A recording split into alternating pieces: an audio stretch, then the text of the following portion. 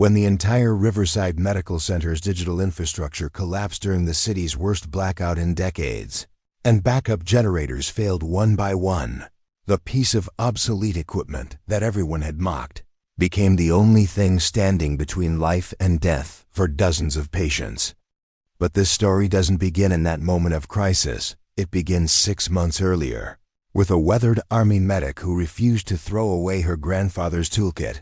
Before we jump back in, tell us where you're tuning in from, and if this story touches you, make sure you're subscribed, because tomorrow I've saved something extra special for you. The fluorescent lights hummed overhead as Sergeant First Class Maria Santos pushed through the automatic doors of Riverside Medical Center's emergency department, her worn military duffel bag slung over one shoulder and a metal toolbox clutched in her weathered hands. At 38, Maria carried herself with the precise posture of someone who'd spent 15 years in Army medical units, from field hospitals in Afghanistan to disaster relief operations across 3 continents.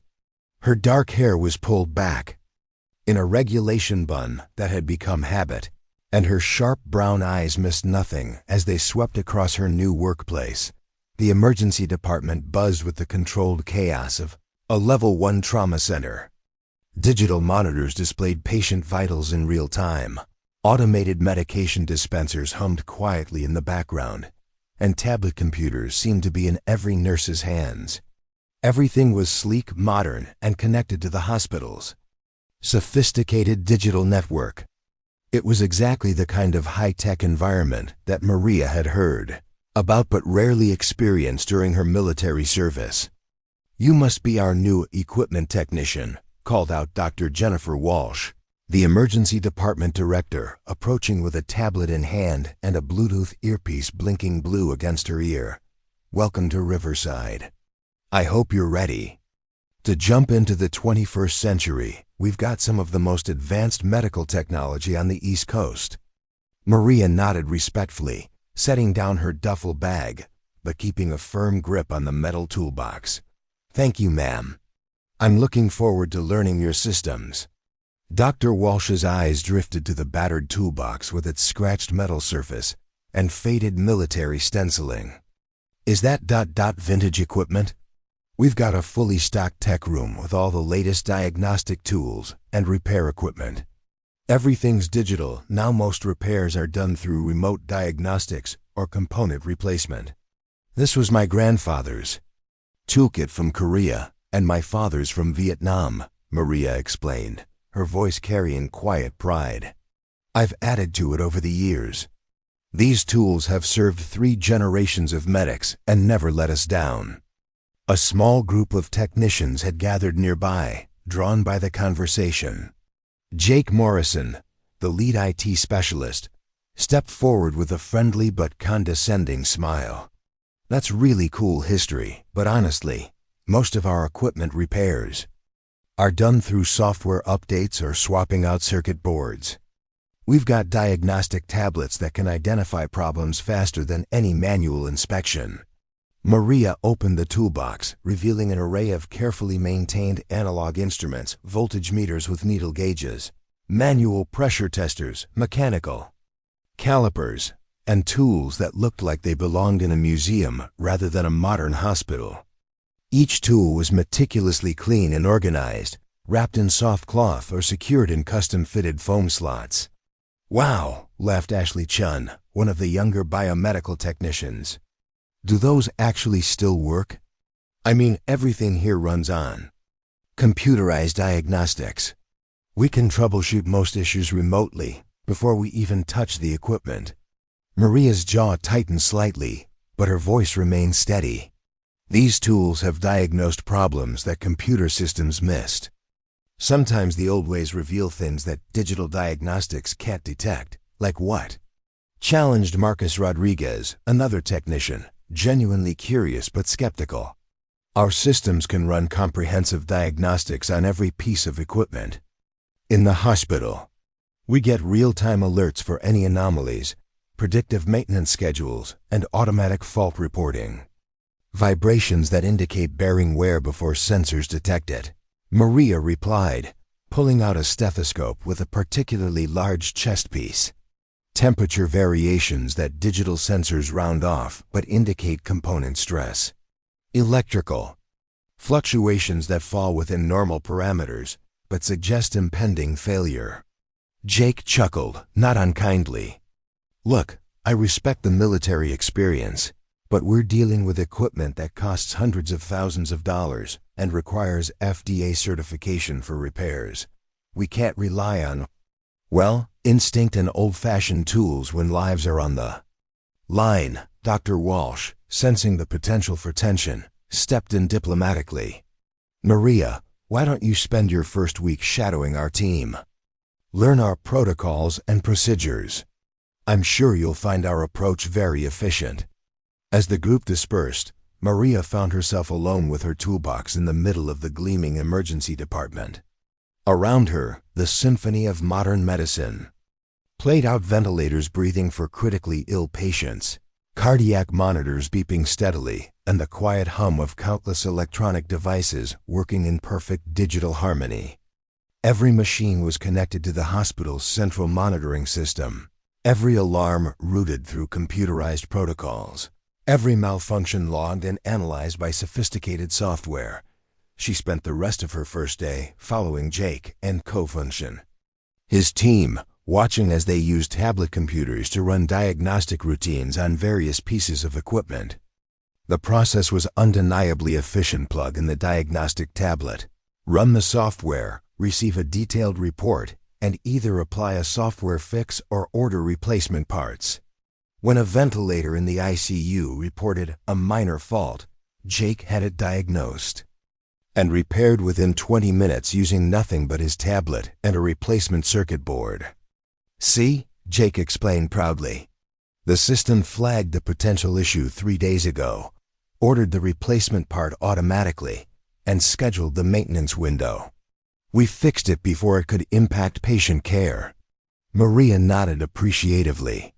But her trained eye had noticed something: the digital diagnostics missed a slight vibration in the ventilator's main housing that suggested a mechanical issue separate from the electronic fault they'd just repaired. She made a mental note, but said nothing. During her lunch break, Maria found herself in the hospital's small chapel, a quiet space that reminded her of the makeshift prayer areas she'd known in forward operating bases. She opened her toolbox and carefully cleaned each instrument, a ritual that connected her to her grandfather's memory and grounded her in the traditions that had shaped her career. Her phone buzzed with a text from her daughter Sarah, a college sophomore studying engineering. "How's the new job, Mom? Finally working somewhere with air conditioning and indoor plumbing?" Maria smiled and typed back, "Different world here. Lots to learn. Miss the simplicity sometimes. You'll adapt. You always do. Love you." As afternoon turned to evening, Maria completed her orientation paperwork and prepared to leave. Ashley Chun approached her locker, looking slightly embarrassed. "Hey, Maria, I didn't mean to sound dismissive earlier. It's just, we've invested so much in these digital systems, and they really do work incredibly well. The old manual methods seem so uncertain in comparison." Maria shouldered her bag and picked up her toolbox. "I understand, Ashley. These systems are impressive. I just hope I never have to prove why the old methods still matter." As she walked toward the parking garage, Maria passed the emergency department's main equipment room.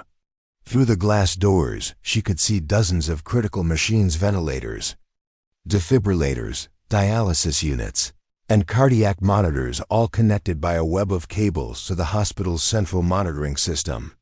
Status lights blinked green across the room, indicating that all systems were functioning normally. But Maria's experienced eye caught something: the digital monitors didn't. An almost imperceptible flicker in the overhead lighting, a subtle sign that the electrical grid might not be as stable as everyone assumed. She paused for a moment, considering whether to mention it, then decided against it. After all, she was the new person with the outdated equipment. Who would listen? As she drove home through the city streets, Maria reflected on her first day. In a world where everything was connected, monitored, and automated, it was undeniably efficient and sophisticated, but it was also completely dependent on systems that had never been tested under truly adverse conditions. In her military experience, the most dangerous moments came not when you expected them, but when everyone was confident that nothing could go wrong. The best laid plans, the most advanced technology, the most reliable systems, they all shared one common vulnerability. They had been designed for predictable circumstances. Maria's grandfather had taught her that the most important skill a medic could have wasn't operating the newest equipment, but keeping the old equipment running when everything else failed. Tomorrow she would begin learning the digital systems that Riverside relied on. But tonight she would maintain the analog tools that 3 generations of her family had trusted with their lives. Because somewhere in the back of her mind, Maria Santos knew that every system eventually fails. And when that moment came, the people who survived were usually the ones who remembered how things worked before everything was automated. She just hoped that moment would never come to Riverside Medical Center. Maria's second week at Riverside Medical Center began with what Jake Morrison called full immersion training. Armed with a brand new tablet computer and a digital badge that tracked her movements throughout the hospital, she was expected to master the computerized maintenance management system that controlled every aspect of equipment servicing.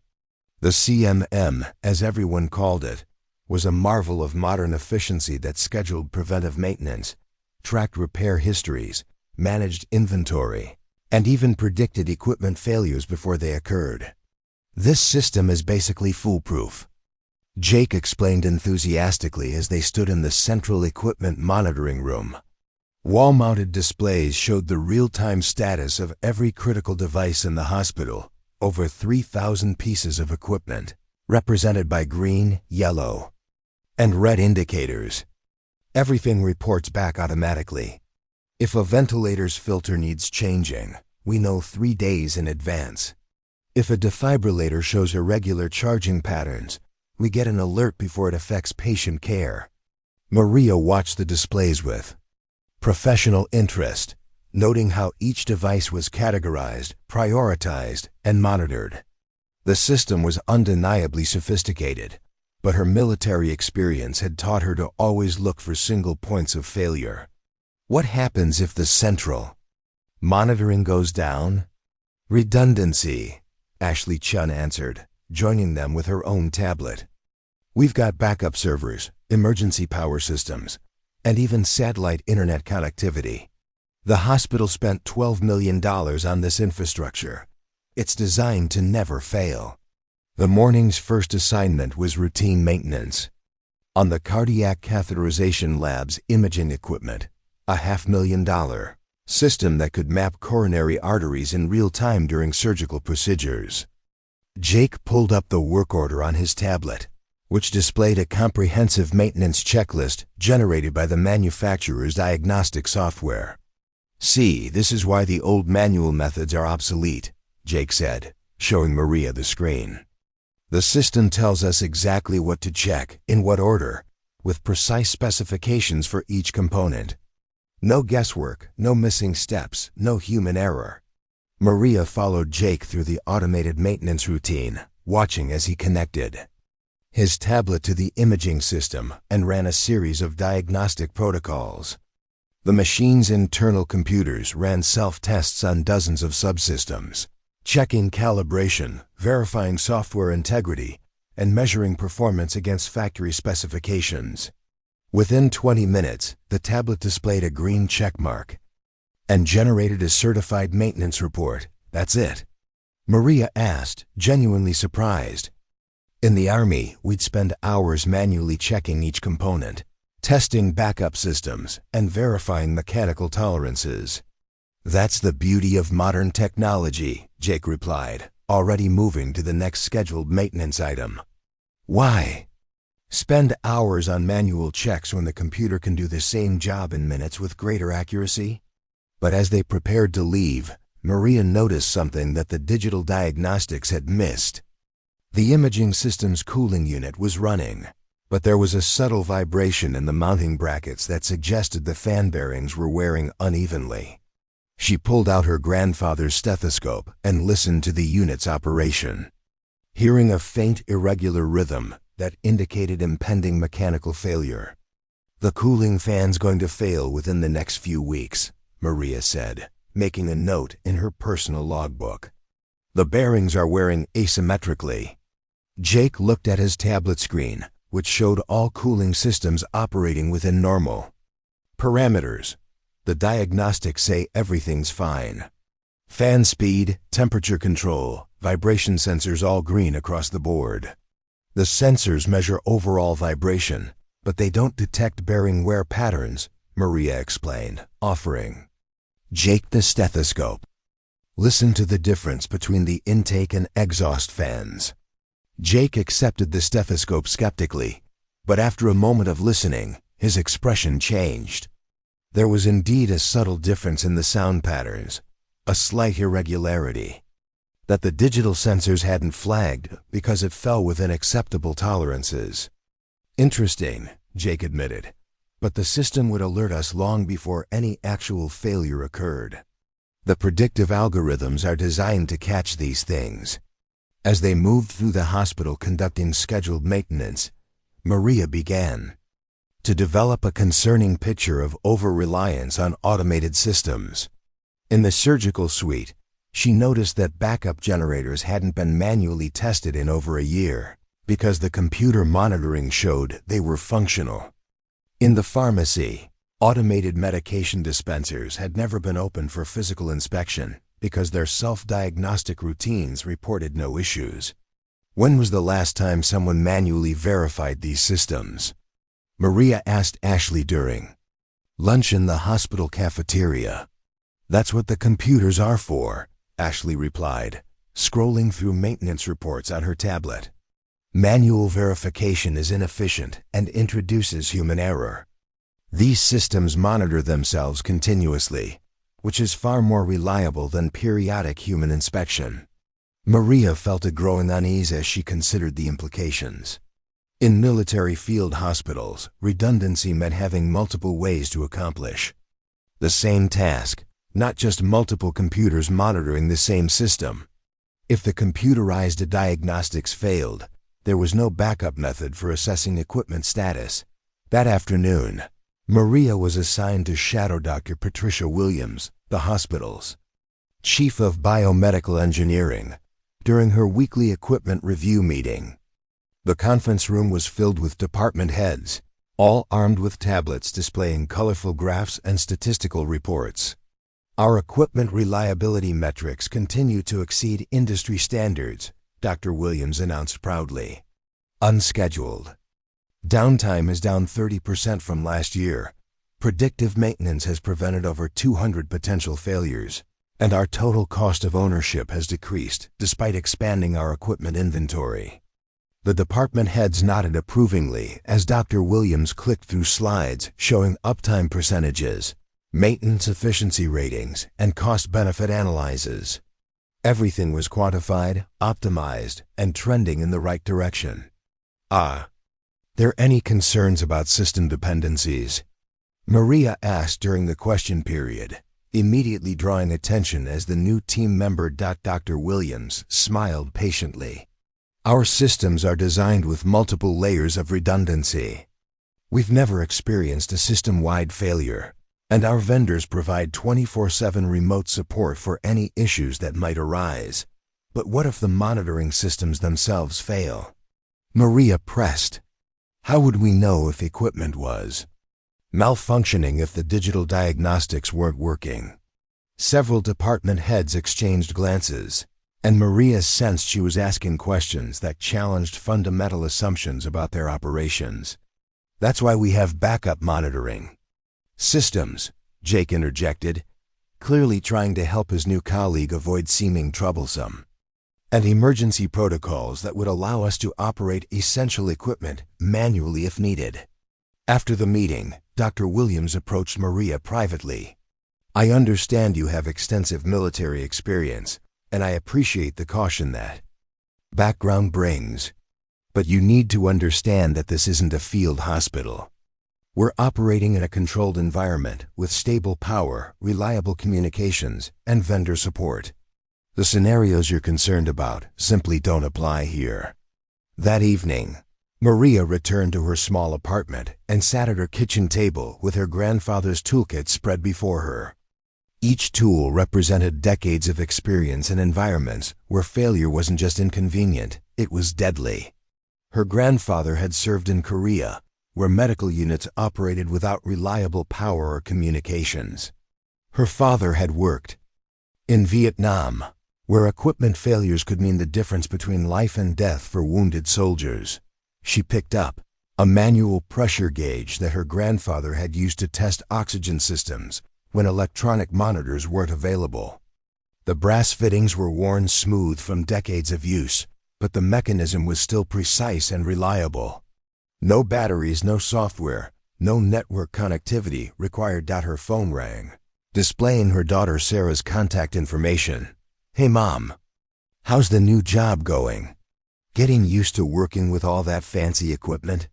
"It's definitely different," Maria replied, carefully wrapping the pressure gauge in its protective cloth. "Everything's automated and computerized, very efficient. That's gotta be easier than those field hospitals you used to work in, right? No more jury-rigging equipment with spare parts and determination." Maria smiled at her daughter's characterization, but it made her think about the fundamental difference between the two environments. In field hospitals, everyone understood that equipment could fail and had developed skills to work around those failures. Here, the possibility of failure had been engineered away, or so everyone believed. "Different challenges," Maria said. "Sometimes the fancy solutions create their own problems." After ending the call, Maria sat quietly in her kitchen, thinking about the day's experiences. The hospital staff weren't incompetent or negligent. They were highly skilled professionals working with sophisticated equipment in a well-designed system. But their expertise was entirely dependent on that system continuing to function as designed. Maria had learned in the military that the most dangerous moment in any operation was when everyone was confident that nothing could go wrong. Complacency was the enemy of preparedness, and success could breed the very overconfidence that led to failure. She closed her grandfather's toolkit and placed it by the door, ready for tomorrow. Whatever challenges lay ahead, she would be prepared with tools that had never failed 3 generations of her family. She just hoped she wouldn't need to prove their value. By her 3rd week at Riverside Medical Center, Maria Santos had become something of a curiosity among the staff. Word had spread about the new equipment technician who carried around an antique toolbox and asked uncomfortable questions about system redundancy. What started as polite skepticism was gradually evolving into something more pointed and less kind. It began innocuously enough during the weekly staff meeting in the biomedical engineering department. Jake Morrison was presenting the monthly equipment reliability report, proudly displaying charts that showed 99.7% uptime across all critical systems. The room buzzed with satisfaction as department heads reviewed the impressive statistics on their tablets. "Any questions about the reliability metrics?" Jake asked, scanning the room with confidence. Maria raised her hand. "These numbers assume the monitoring systems themselves are functioning correctly. How do we verify the accuracy of the sensors that generate these reports?" The room fell silent for a moment. Dr. Williams looked up from her tablet with a patient but strained smile. "Maria, the monitoring systems have their own diagnostic protocols. They're self-validating.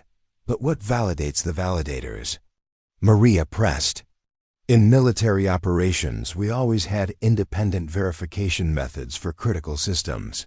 Marcus Rodriguez, one of the senior technicians, let out a small chuckle.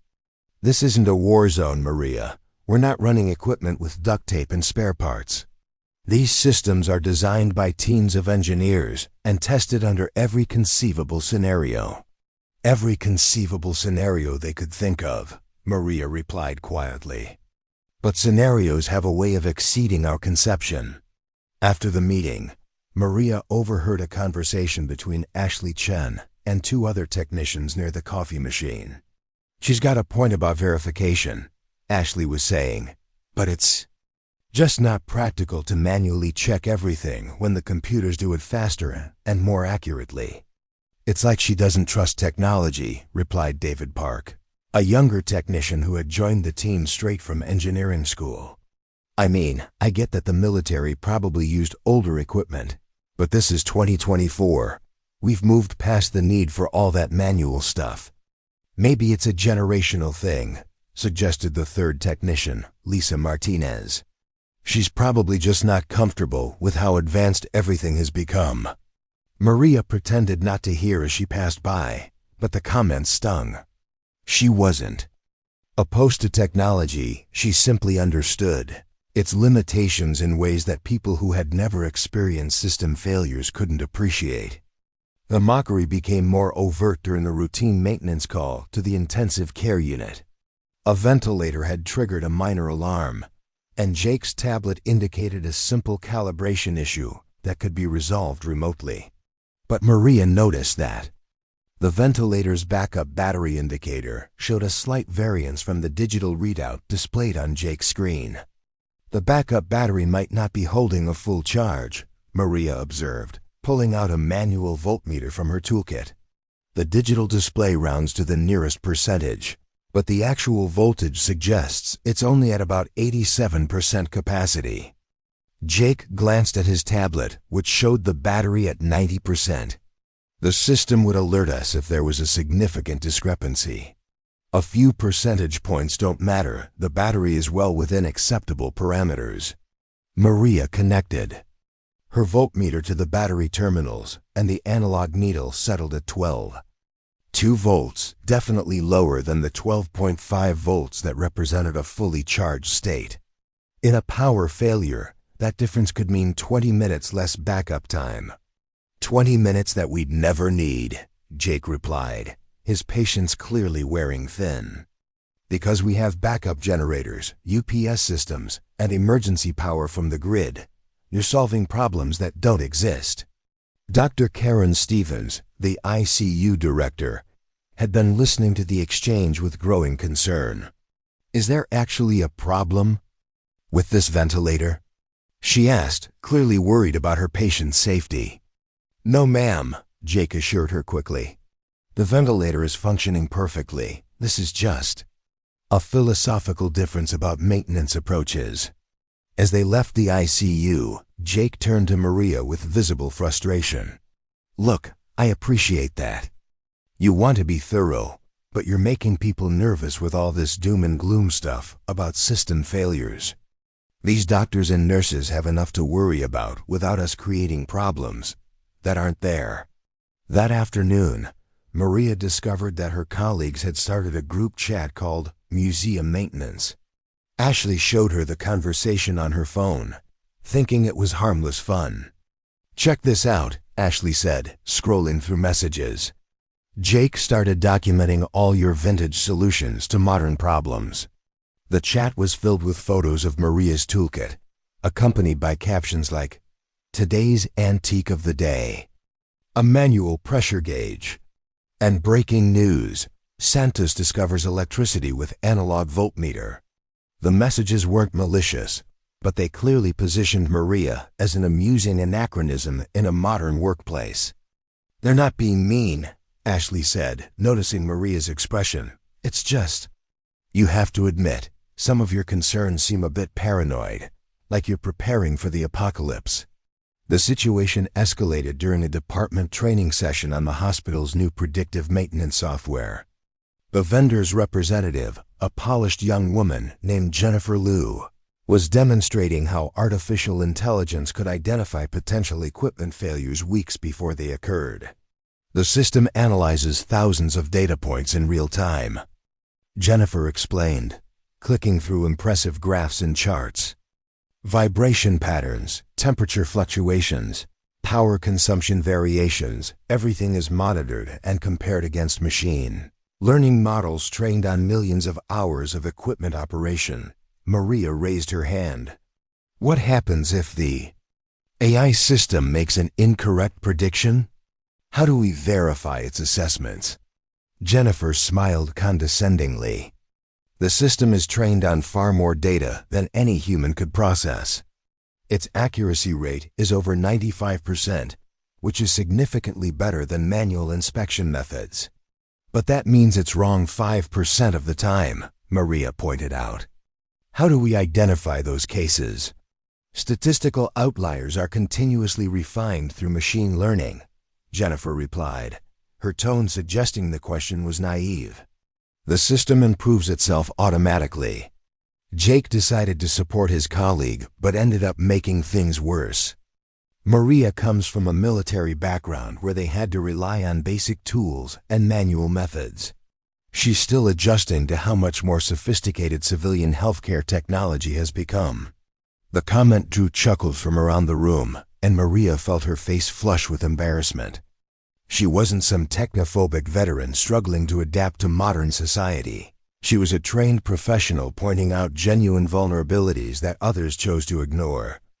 After the training session, Maria found herself eating lunch alone in the hospital cafeteria.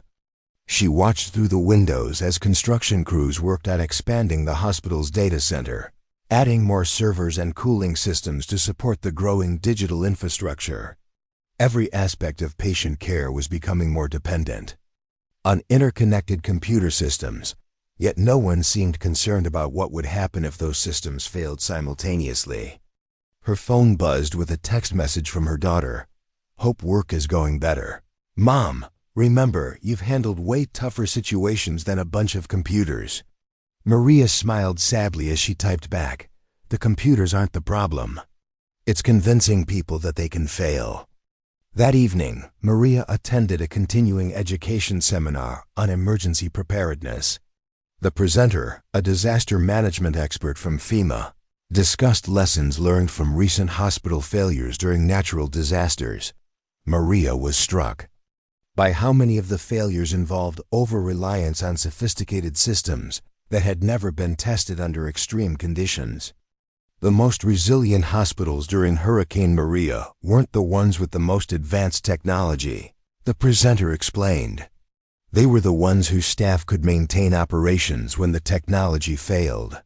During the question and answer session, Maria shared her concerns about system dependencies at modern hospitals.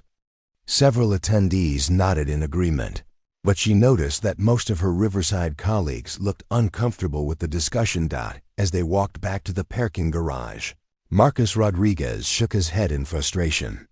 "You know what your problem is, Maria? You're looking for problems that don't exist. This isn't some third-world field hospital. We've got redundancy, backup systems, and vendor support.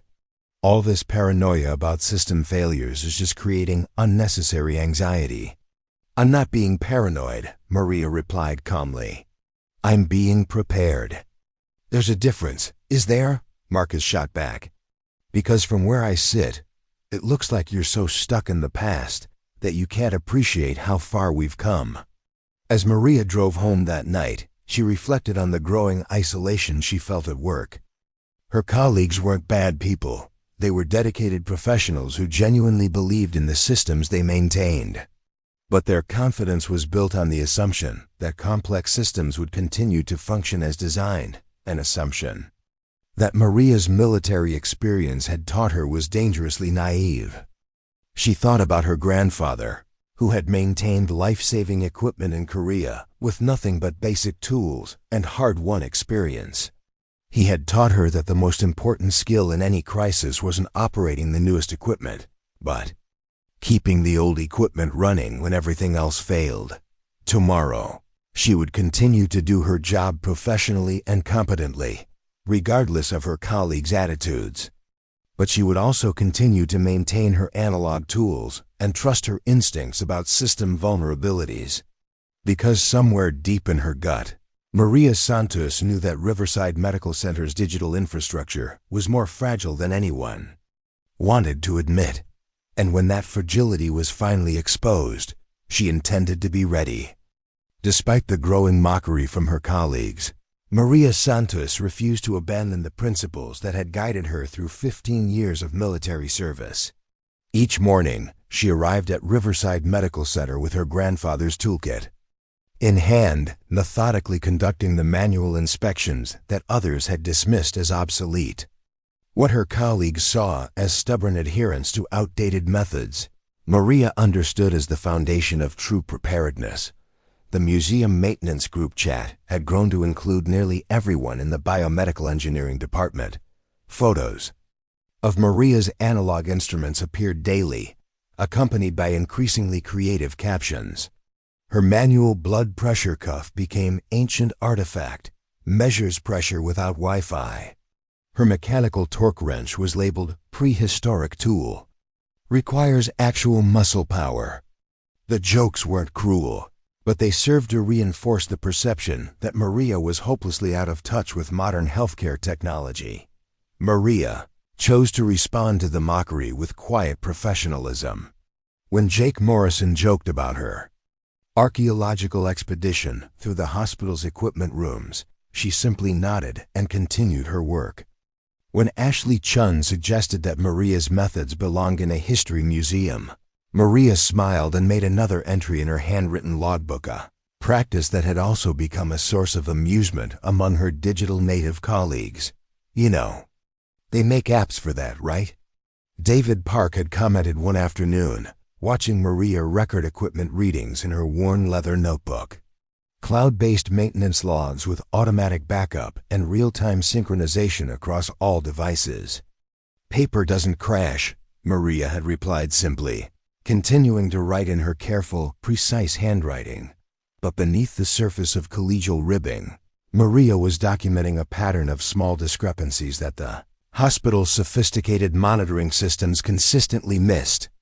Her handwritten log showed subtle trends that the digital diagnostics dismissed as statistical. Noise, cooling systems running slightly warmer than optimal, backup batteries showing gradual voltage degradation, and mechanical components exhibiting wear patterns that fell within acceptable tolerances but suggested accelerated deterioration. Preparing and narrating this story took us a lot of time. So if you are enjoying it, subscribe to our channel. It means a lot to us. Now back to the story. In her small apartment each evening, Maria transferred her handwritten observations to a series of detailed charts that tracked the hospital's equipment health over time. The patterns she observed were concerning, but not dramatic enough to trigger the automated alert systems. It was like watching a slow-motion mechanical symphony gradually falling out of tune. Individual instruments sounded fine, but the overall harmony was subtly deteriorating. Her military experience had taught her to trust these early warning signs. In field hospitals, equipment failures rarely happened suddenly. They developed gradually through a series of small compromises that accumulating until a critical threshold was reached. The secret to preventing catastrophic failures was catching those small compromises before they cascaded into larger problems. One evening, while reviewing her charts at the kitchen table, Maria's phone rang. The caller ID showed her old commanding officer, Colonel Patricia Hayes, now serving at Walter Reed Medical Center. Santos, how's civilian life treating you? Heard you landed a position at some fancy hospital with more gadgets than a space station.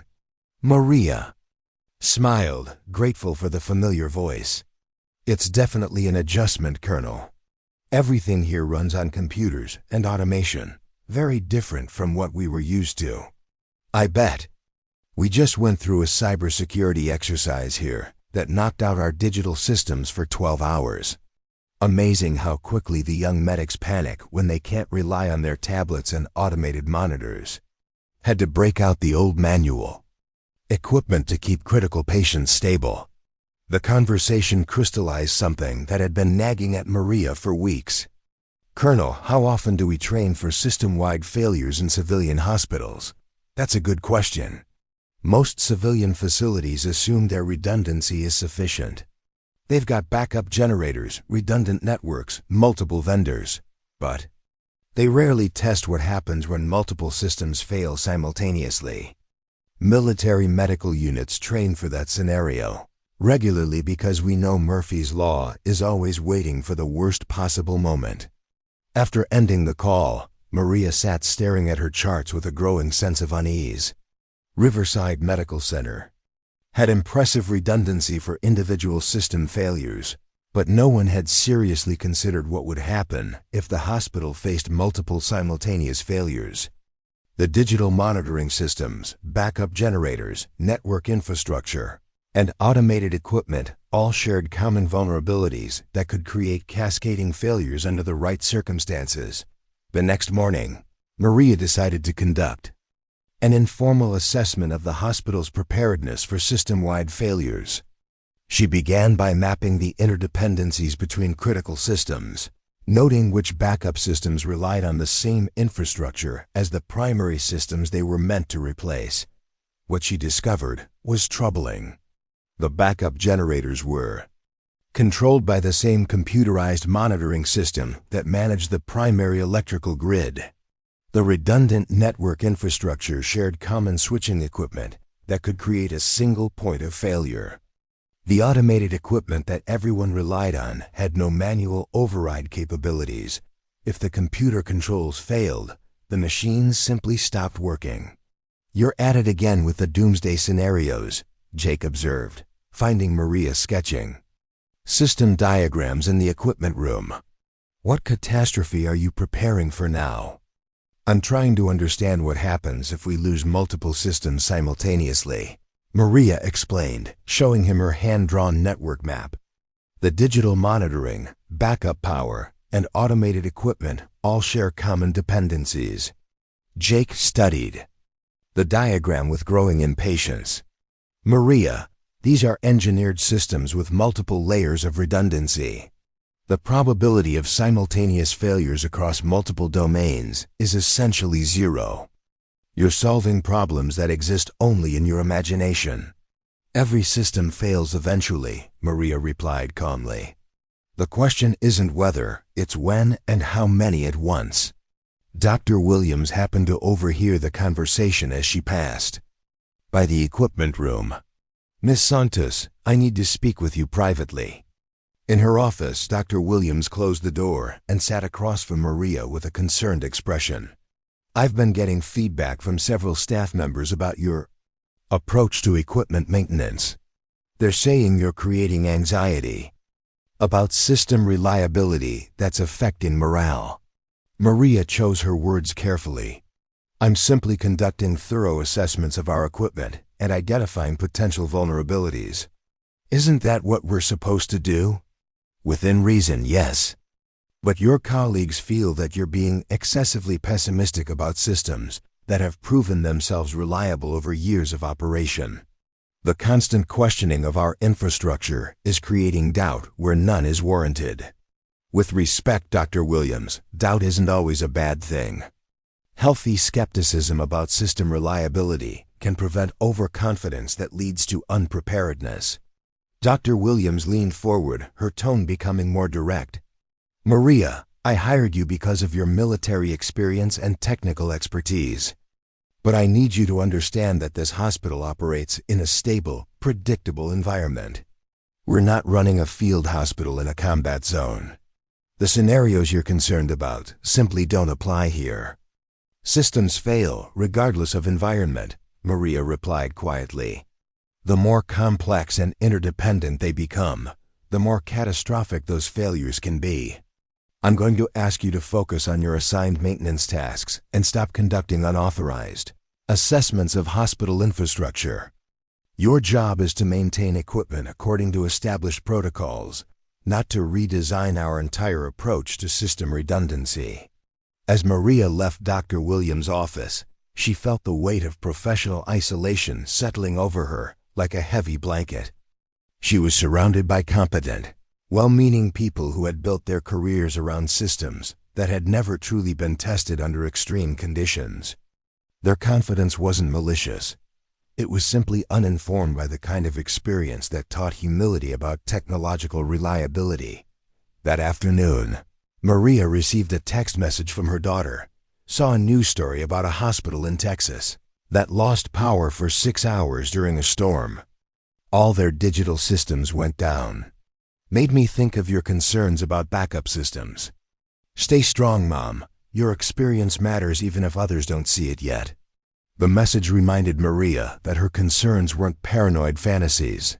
They were based on documented patterns of failure that occurred regularly in complex systems under stress. The problem wasn't that catastrophic failures were impossible. It was that they were rare enough that most people had never experienced them personally.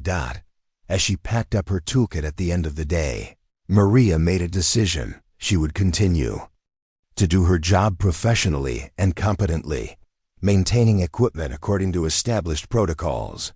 But she would also continue her quiet assessments, documenting vulnerabilities and preparing for scenarios that others refused to consider. Because Maria Santos understood something that her colleagues didn't.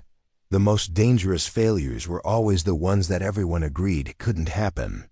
And when those impossible failures inevitably occurred, the survivors were usually the people who had prepared for the impossible.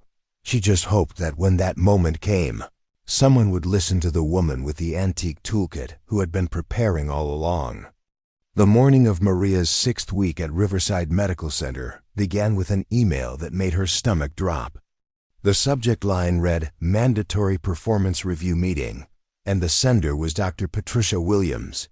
As Maria read the formal language, requesting her presence in the Human Resources office at 2 p.m., she knew that her growing reputation as a troublemaker had finally reached a breaking point.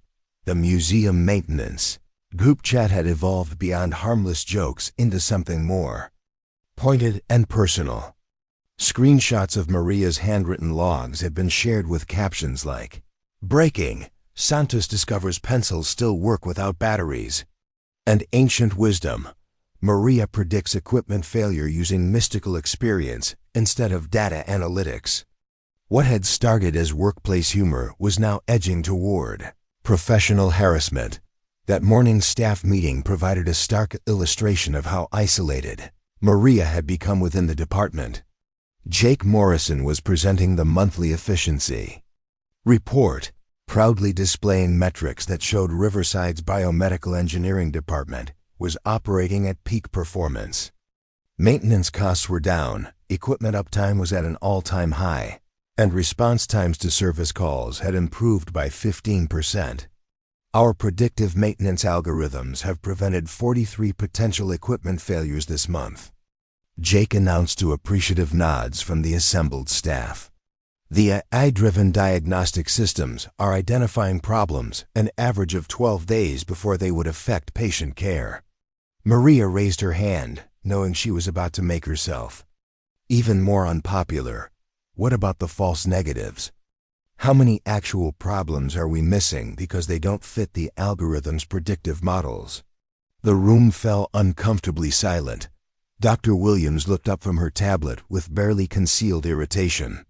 "Maria, the system's accuracy rate is documented and verified by the manufacturer. We can't base our operations on hypothetical scenarios." "I'm not talking about hypotheticals," Maria replied, pulling out her handwritten logbook.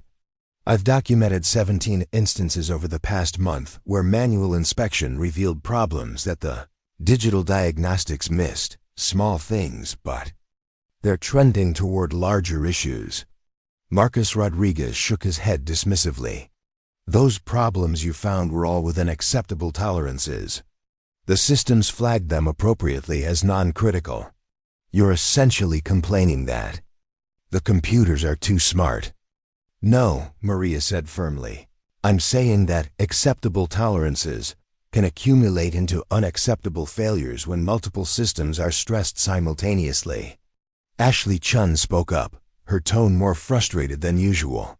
"Maria, you've been here 6 weeks and you've spent most of that time looking for problems that don't exist. Maybe it's time to trust that the people who designed these systems knew what they were doing." After the meeting, Maria found herself alone in the equipment room, methodically checking the physical condition of ventilators that the computer systems had declared perfectly functional. Her manual inspections continued to reveal subtle signs. of wear and deterioration that fell below the threshold of automated detection but accumulated toward potential failure points.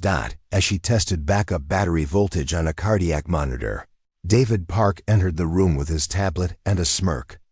"Let me guess, you found another hidden problem that our billion-dollar monitoring system somehow missed?" Maria held up her voltmeter, which showed the battery at 11.8 volts. "This battery is supposed to maintain 12.5 volts for optimal performance. Your system shows it at 90% capacity, but it's actually closer to 75%. David checked his tablet, which indeed showed the battery at 90%. "It's still well within the acceptable range for backup power. You're obsessing over minor variations that have no clinical significance. In a prolonged power outage, those minor variations become the difference between life support equipment working for 2 hours versus 4 hours. Maria replied, making a note in her logbook. "When was the last time we had a prolonged power outage?" David challenged. "This is downtown Portland, not some remote field hospital. We have redundant power feeds from the electrical grid, backup generators, and UPS systems. Your worst-case scenarios just don't apply here." The conversation was interrupted by Dr. Williams appearing in the doorway. "Miss Santos, I need to see you in my office immediately." The walk to Dr. Williams' office felt like a march to execution. Maria carried her toolkit and logbook, knowing that both had become symbols of her stubborn refusal to conform to the hospital's high-tech culture.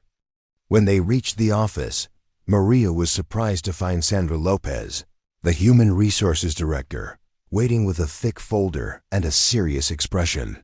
"Please, sit down," Dr. Williams said, her tone more formal than Maria had ever heard. "We need to discuss some concerning patterns in your work performance and professional conduct." Sandra opened the folder and pulled out a stack of printed emails and incident reports. "Over the past month, we've received multiple complaints from colleagues about your disruptive behavior during meetings, your constant questioning of established protocols, and your tendency to create anxiety about system reliability." Maria felt her professional composure beginning to crack. "I've been doing my job thoroughly and professionally. If identifying potential problems is considered disruptive, then maybe the problem isn't with my approach. The issue," Dr. Williams interjected, "is that you're not identifying actual problems. You're creating imaginary scenarios based on excessive paranoia about system failures that have never occurred and are statistically unlikely to occur." Sandra pulled out a printed copy of the museum maintenance group chat. "Additionally, your colleagues report that you seem unable to adapt to modern workplace technology and continue to rely on outdated methods that undermine confidence in our established procedures." Maria stared at the printed messages, feeling a mix of anger and betrayal. The jokes that had seemed harmless were now being used as evidence of her professional inadequacy. "Those messages show my colleagues mocking my experience and expertise, not documenting any failure on my part. What they show," Dr. Williams replied coolly, "is a pattern of resistance to the collaborative, technology-forward culture that makes this hospital successful. Your military background has given you valuable experience, but you need to understand that civilian healthcare operates differently." Sandra leaned forward with what appeared to be genuine concern. "Maria, we want you to succeed here, but that requires adapting to our environment rather than trying to impose methods that worked in different circumstances." "I'm not trying to impose anything," Maria said, struggling to keep her voice steady. "I'm trying to ensure that we're prepared for scenarios that our current systems can't handle. Scenarios that exist only in your imagination," Dr. Williams replied sharply. "This hospital has operated successfully for over 30 years. Our equipment reliability is among the best in the region. Our safety record is exemplary. Your constant predictions of system failures are not only wrong, they're damaging to departmental morale." Sandra pulled out a formal document and placed it in front of Maria. We're placing you on a 60-day performance improvement plan. During this period, you'll work exclusively on assigned maintenance tasks according to established protocols. No unauthorized assessments, no alternative procedures, and no speculation about system vulnerabilities during meetings. Maria read through the document, recognizing it as the first step toward termination. The improvement plan was designed to document her failure to conform rather than address any genuine performance issues. And if I don't agree to these restrictions? Then we'll have to consider whether your employment here is compatible with the hospital's operational requirements. Dr. Williams said bluntly. As Maria signed the performance improvement plan, she felt the weight of professional isolation becoming complete. She was surrounded by competent people who had built their careers around systems that had never truly been tested, and her experience-based concerns were being systematically dismissed as paranoid fantasies. That evening, Maria sat in her apartment reviewing the day's events. Her phone buzzed with a text from her daughter. "Remember what Grandpa used to say, sometimes you have to do the right thing, even when everyone thinks you're wrong. Your tools and experience matter, even if others can't see it yet." The message reminded Maria of her grandfather's stories about maintaining life-saving equipment in Korea when everyone else had given up hope. He had faced similar skepticism from colleagues who thought his meticulous approach was unnecessary, right up until the moment when his careful preparation saved lives that would have been lost to equipment failures. Maria opened her toolkit and began the evening ritual of cleaning and organizing her instruments. Each tool represented decades of hard-won experience in environments where failure meant death and preparation meant survival. Tomorrow she would continue to do her job according to the hospital's restrictions, but she would also continue her quiet assessments and documentation. Because Maria Santos understood something that her colleagues refused to acknowledge. Complex systems failed in complex ways, and when they did, the people who survived were usually the ones who had prepared for scenarios that everyone else considered impossible.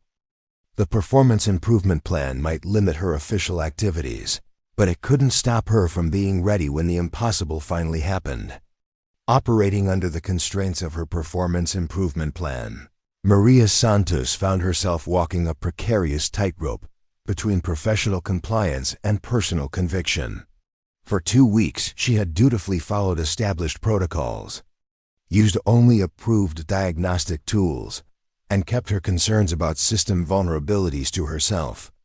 But the patterns she had been tracking in her private documentation were becoming increasingly alarming, and her enforced silence felt like complicity in a disaster waiting to happen.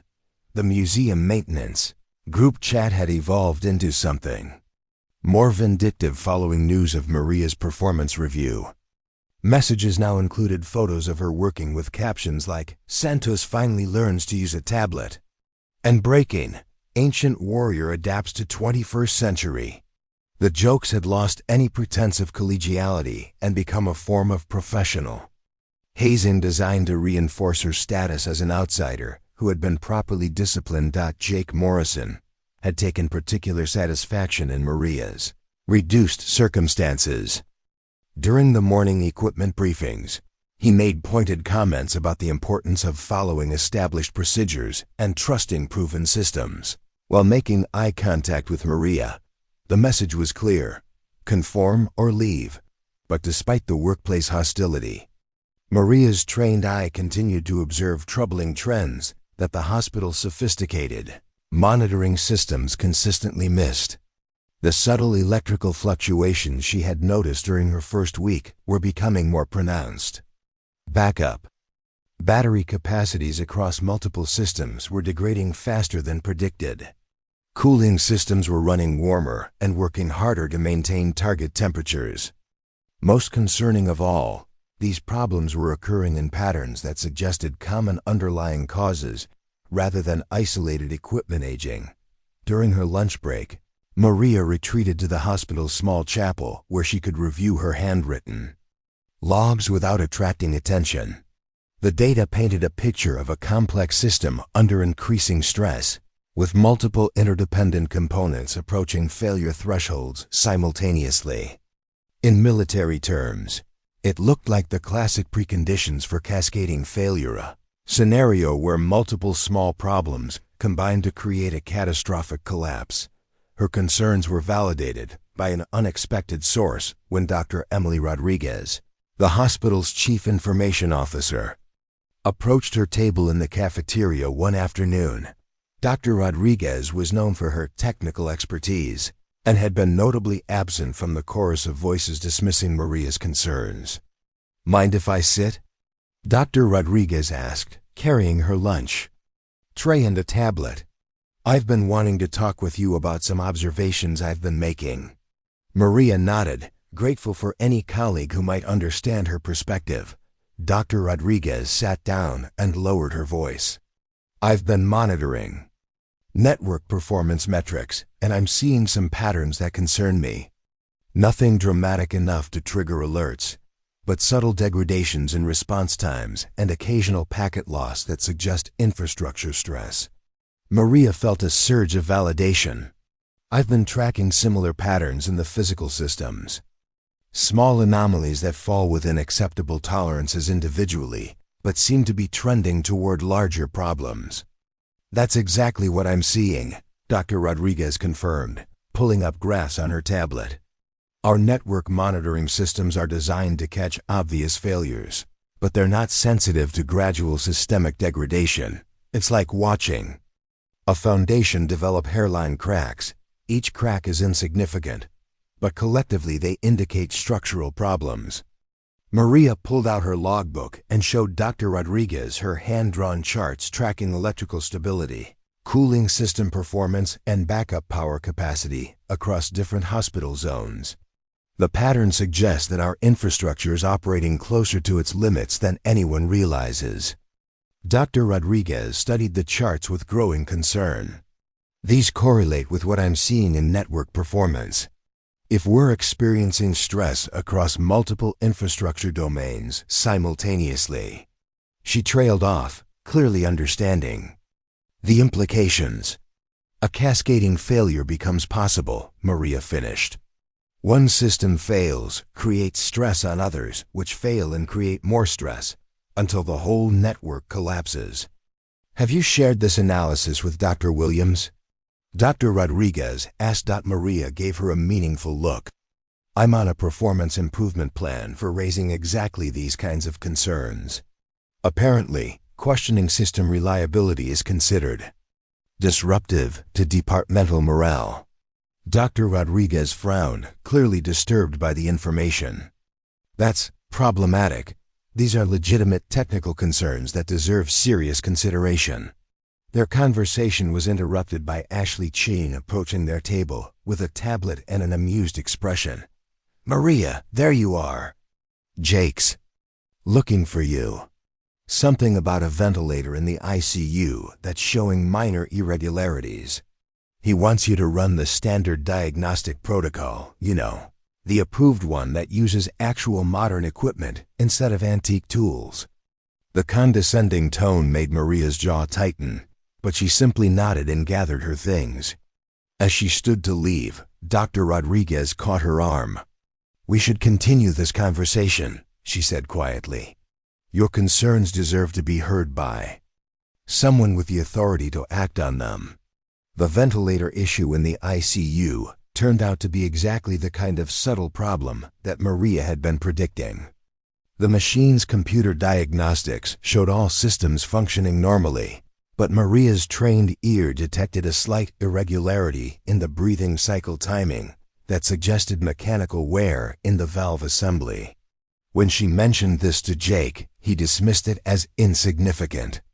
"The computer diagnostics are comprehensive," Jake explained to the ICU nurse manager. "If there was a real problem, the system would flag it.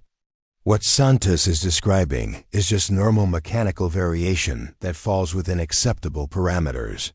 "But," Maria noticed that the ICU nurse, a veteran named Patricia Wong, was listening to her explanation with genuine interest.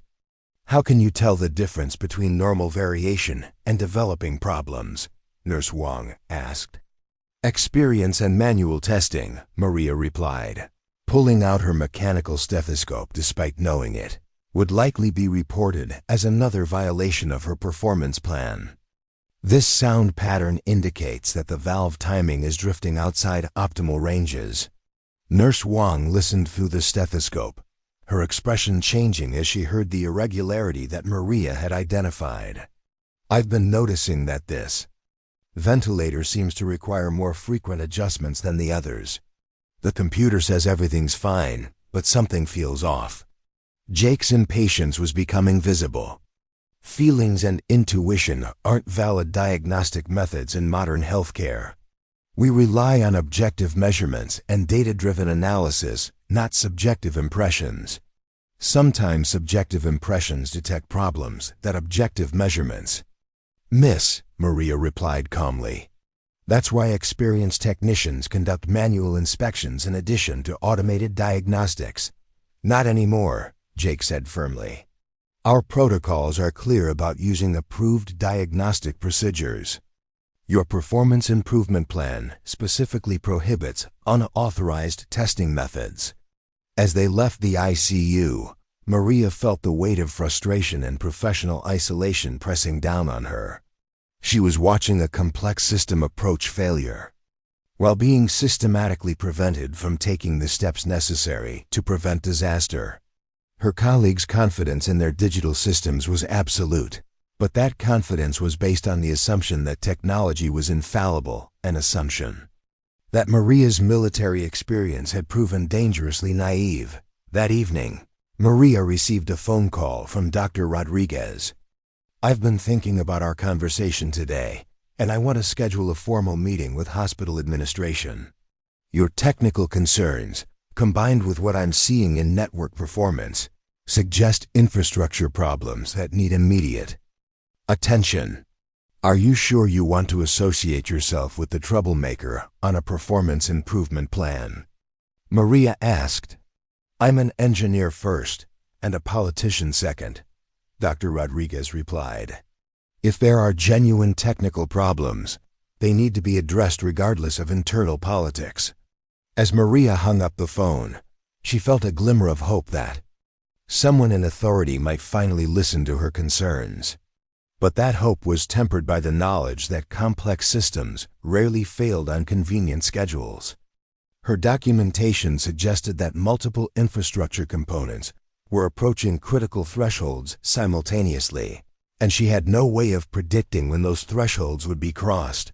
Outside her apartment window, the lights of Portland stretched into the distance, representing thousands of people whose lives depended on the continued functioning of complex systems they never thought about. Maria's grandfather had taught her that the most important battles were often fought by people whose names were never remembered, in moments when no one was watching. Tomorrow, she would continue her quiet vigilance, documenting problems that others refused to acknowledge and preparing for scenarios that everyone insisted were impossible. Because Maria Santos understood that when complex systems finally failed, the survivors were usually the people who had been preparing for the impossible.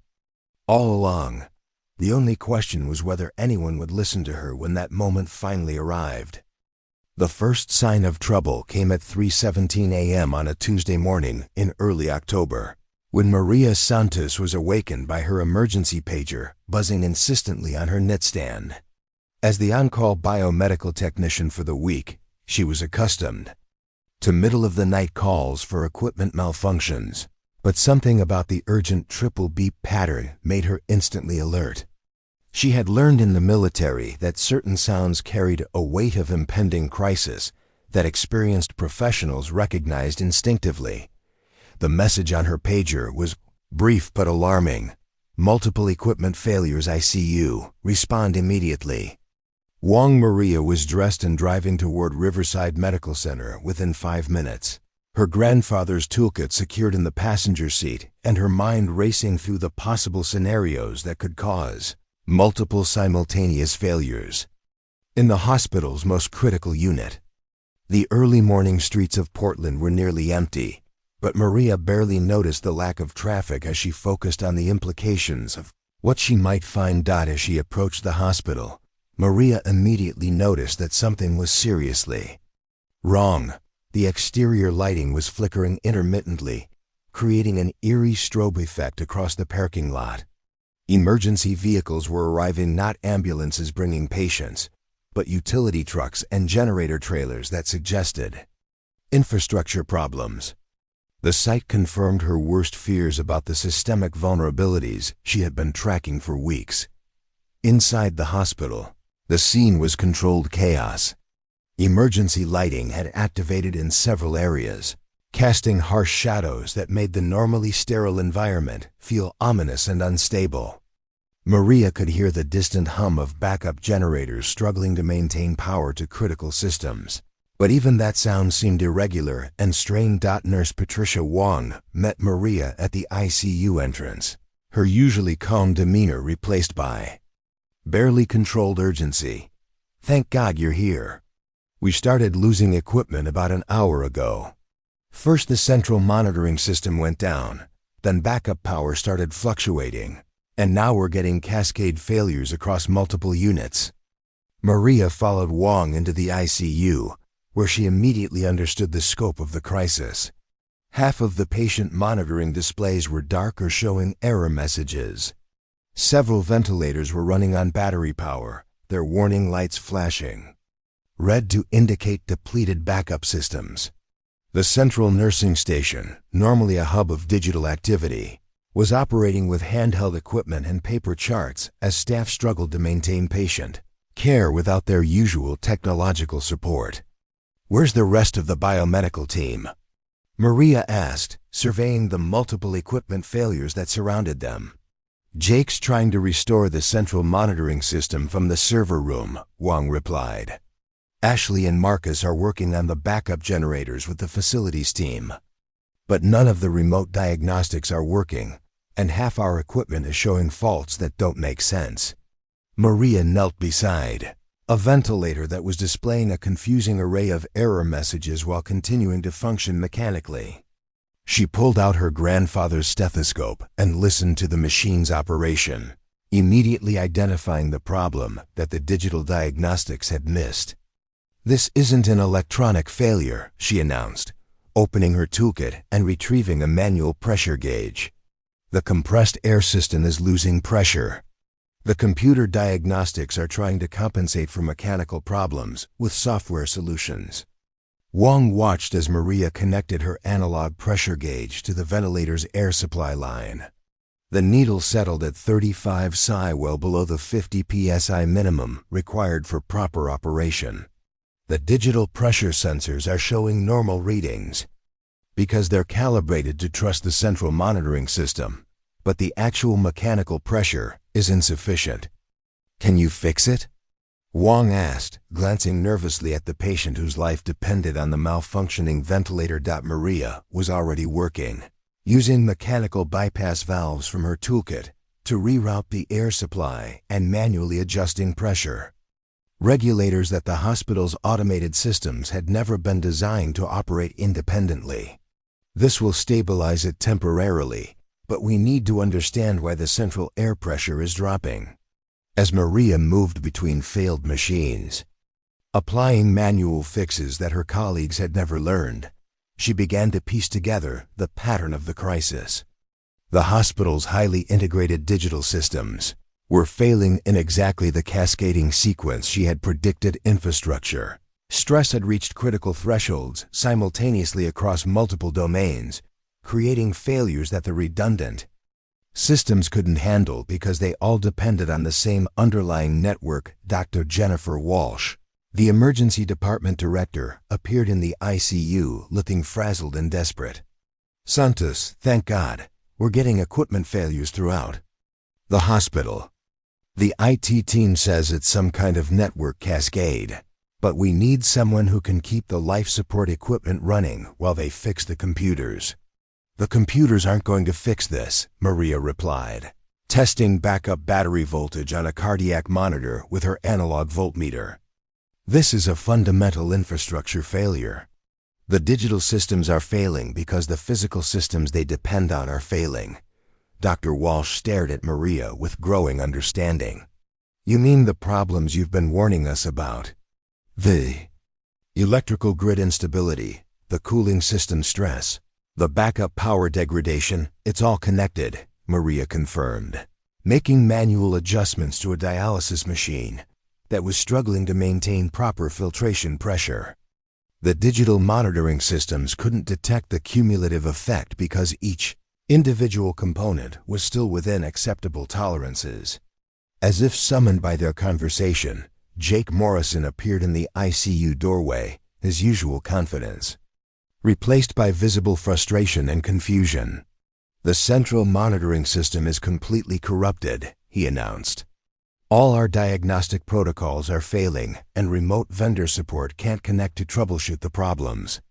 He stopped short when he saw Maria working on multiple machines with her analog tools, achieving results that his sophisticated diagnostic tablets couldn't match. What are you doing? Manual overrides and mechanical diagnostics, Maria replied, not looking up from her work. These machines can function without computer control if you know how to operate them manually. Jake pulled out his tablet, which was displaying a bewildering array of error messages and conflicting status reports. But the diagnostics say these systems should be working fine. The software shows all parameters within normal ranges. The software is wrong, Maria said firmly, testing air pressure on another ventilator. It's been wrong for weeks, but the problems were small enough that the automated systems could compensate. Now the cumulative failures have exceeded the system's ability to adapt. Wong was watching Maria's work with amazement and growing respect. Can you teach us how to do what you're doing? Maria looked up from her toolkit, seeing in Wong's face the recognition that she had been hoping for from her colleagues for months. Manual operation requires understanding how these machines actually work, not just how to operate their computer interfaces. But yes, I can teach you. As word spread through the hospital that the new technician with the antique toolkit was actually keeping critical equipment running while the sophisticated digital systems failed, staff members began appearing in the ICU seeking help. The same people who had mocked her old-fashioned methods were now desperate for the skills that modern technology had made them forget. Dr. Rodriguez appeared in the doorway, carrying a tablet that showed network performance graphs trending toward complete failure. Maria, I need to know how long you can maintain manual operations. The infrastructure cascade is accelerating, and we're looking at potentially losing all automated systems within the next few hours. Maria surveyed the ICU, mentally calculating the time and effort required to convert dozens of complex machines from computer control to manual operation. It would require skills that most of her colleagues didn't possess and tools that only she had bothered to maintain. I can do it, she said quietly. But I'm going to need help from people willing to learn methods they've been taught to distrust. As the crisis deepened around them, Maria Santos found herself in the position she had been preparing for since her first day at Riverside Medical Center. The impossible failure that everyone had insisted couldn't happen was happening exactly as she had predicted. Now the question was whether the hospital staff could set aside their technological prejudices long enough to learn the old-fashioned skills that would keep their patients alive. The battle for Riverside Medical Center was just beginning, and victory would depend on embracing the very methods that had been dismissed as obsolete. By 5:30 a.m., the cascading failure at Riverside Medical Center had spread throughout the hospital like a digital plague, consuming one automated system after another in an unstoppable wave of technological collapse. The Central Command Center, normally a sophisticated nerve center monitoring thousands of data points across the facility, had become a chaos of dark screens and urgent voices as administrators grappled with the reality that their billion-dollar infrastructure was systematically failing. Maria Santos found herself at the center of a growing crowd of medical professionals, who had never imagined they would need to operate life-saving equipment without computer assistance. In the past 2 hours, she had manually stabilized ventilators for 8 critical patients, bypassed failed monitoring systems in the cardiac unit, and taught crash courses in analog diagnostic techniques to staff members who had built their entire careers around digital interfaces. "The backup generators are failing one by one," reported Marcus Rodriguez, appearing in the ICU with grease-stained hands and a bewildered expression. "The computerized load management system can't adapt to the fluctuating power demands, and the manual override controls haven't been used in so long that most of our facilities team doesn't know how to operate them." Dr. Williams arrived shortly after Marcus, her usual composed demeanor replaced by barely controlled panic. The chief of biomedical engineering was carrying a tablet that displayed nothing but error messages and system fault notifications. "Santos, I need to understand what's happening. Our vendor support teams are saying they've never seen anything like this." Maria looked up from a dialysis machine she was manually calibrating, her hands moving with practiced precision across analog controls that most modern technicians had never touched. "It's exactly what I documented in my reports. The infrastructure has been operating under cumulative stress for weeks. Individual systems were compensating for problems in other systems, creating a web of interdependencies that made the entire network vulnerable to cascading failure. But the diagnostic systems showed everything was functioning normally," Dr. Williams protested, her voice carrying the desperate edge of someone whose fundamental assumptions about technology were crumbling. "The diagnostic systems were part of the problem," Maria explained, checking fluid pressure with a mechanical gauge that predated digital monitoring by decades. "They were designed to trust each other's data, so when problems developed gradually, the systems adapted rather than alerting. By the time the stress exceeded their ability to compensate, it was too late to prevent the cascade." Ashley Chun stumbled into the ICU, her usually pristine appearance disheveled and her tablet clutched uselessly in her hands. "Maria, the pharmacies. Automated dispensing systems are all down. Patients are missing critical medications because we can't access the computerized distribution network. Can the pharmacy staff access medications manually?" Maria asked, beginning the process of converting another ventilator to manual operation. "They don't know how," Ashley admitted, the professional embarrassment obvious in her voice. "The entire inventory management system has been automated for so long that the pharmacists have never learned manual dispensing procedures." Maria felt a surge of frustrated recognition. This was exactly the scenario she had tried to warn her colleagues about: a highly automated environment where critical skills had been forgotten because technology had made them seem unnecessary. When that technology failed, people were left helpless despite having access to the same life-saving equipment that previous generations had operated successfully for decades. Jake Morrison appeared in the doorway, his characteristic swagger completely absent as he surveyed the scene of Maria manually operating equipment that his sophisticated diagnostic tools couldn't even identify problems with. "The central monitoring system is completely corrupted," he announced, his voice hollow with defeat. "All our maintenance protocols, diagnostic databases, and repair procedures were stored digitally. We can't even access basic operational manuals." "I have hard copies," Maria said quietly, gesturing toward her worn leather portfolio. "Technical manuals, maintenance procedures, and troubleshooting guides for every major piece of equipment in this hospital." The admission drew stares of amazement from her colleagues. In an environment where everything was assumed to be available digitally, Maria's insistence on maintaining physical documentation had seemed like an anachronistic quirk.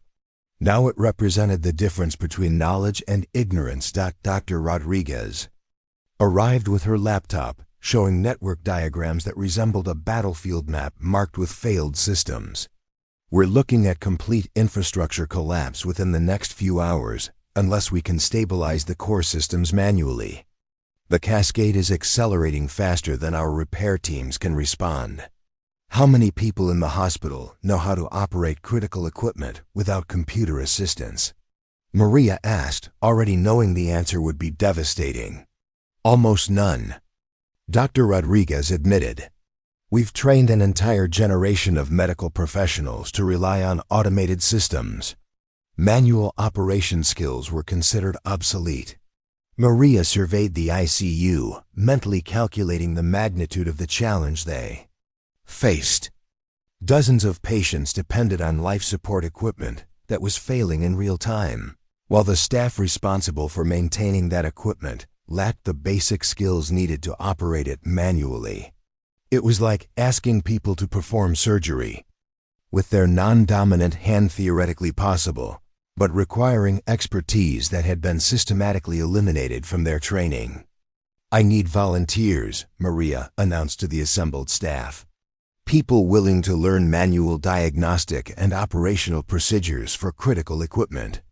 It's going to require abandoning everything you think you know about modern maintenance protocols. Nurse Wong was the first to step forward. Teach me. My patients' lives depend on this equipment, and if manual operation is the only way to keep them alive, then that's what I need to learn. Dr. Stevens, the ICU director, nodded grimly. Whatever it takes. We have 16 patients on life support who can't survive equipment failures. One by one, other staff members joined the growing group around Maria's toolkit. These were the same people who had mocked her antique instruments and dismissed her concerns about system vulnerabilities. Now they were desperate to learn skills that their technological sophistication had made them forget. As Maria began distributing her spare analog instruments and explaining manual diagnostic techniques, she felt a mixture of vindication and sadness.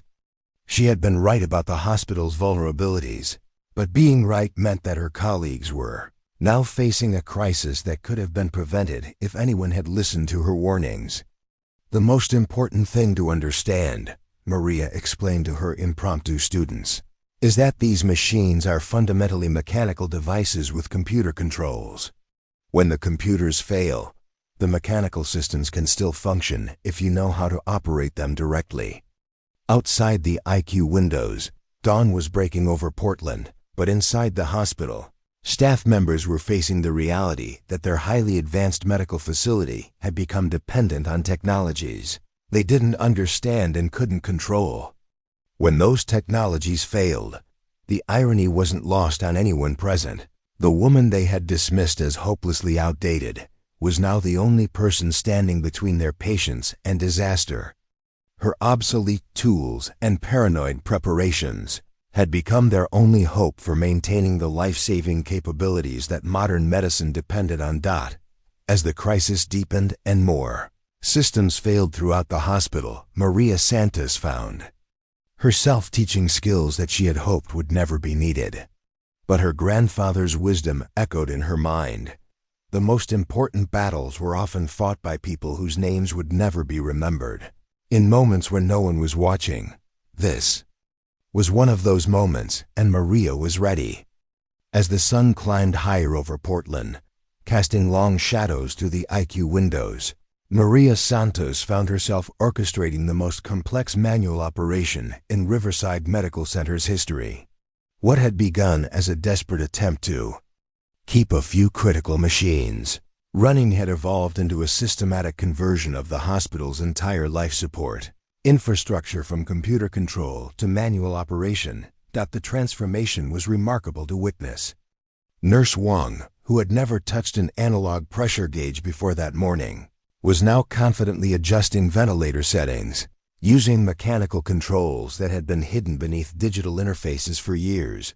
Dr. Stevens had traded his tablet for Maria's spare stethoscope and was learning to diagnose equipment problems by sound, a skill that predated electronic monitoring by decades.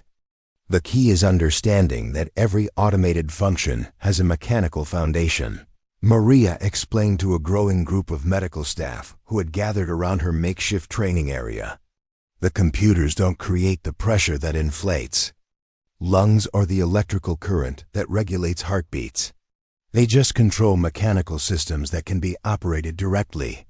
Her grandfather's toolkit had been supplemented by spare analog instruments that Maria had quietly collected over the years: backup pressure gauges, mechanical timers, manual flow meters, and electrical testing equipment that required no digital interfaces or network connectivity. Each tool represented a direct, physical connection to the equipment they were trying to maintain. Jake Morrison stood at the edge of the group, his usual confidence completely shattered as he watched Maria accomplish things that his sophisticated diagnostic tablets couldn't even attempt. "How did you know to keep all these backup instruments?" he asked, his voice carrying genuine humility for the first time since Maria had met him. "Because every system fails eventually," Maria replied, demonstrating how to manually calibrate a cardiac monitor using a mechanical reference standard. "In the military, we learned that the most dangerous moment is when you assume your technology will never fail." The breakthrough came when Maria successfully restored full functionality to the ICU's central ventilator bank by bypassing the computerized control system entirely. Using mechanical pressure regulators and manual timing controls, she created a backup life support system that could maintain 8 critical patients, independently of the hospital's failed digital infrastructure. "This is incredible," breathed Dr. Rodriguez, who had been documenting Maria's procedures for later implementation. "Throughout the hospital, you've essentially created a parallel operating system using analog controls." Word of Maria's success spread rapidly through the hospital's communication network, ironically, one of the few systems still functioning because it relied on basic radio protocols rather than the complex digital network that had failed.